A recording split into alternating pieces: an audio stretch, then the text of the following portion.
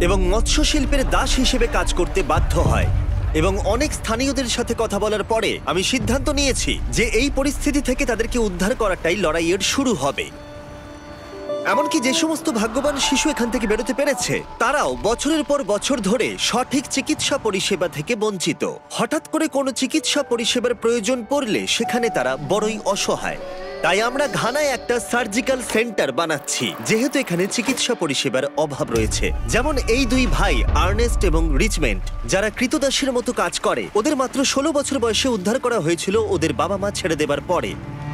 আমাদের মা বাবা আমাদের জন্ম দেওয়ার পরে আমরা তাদের দেখতে পাইনি, তারা আমাদের ছেড়ে চলে যান। মৎস্য শিল্পের দাস হিসেবে দুজন আলাদা হয়ে গেছিল এবং ওদের একাই বেঁচে থাকতে হয়েছিল। ওরা জানতো না আবার কখনো ওদের দেখা হবে কিনা।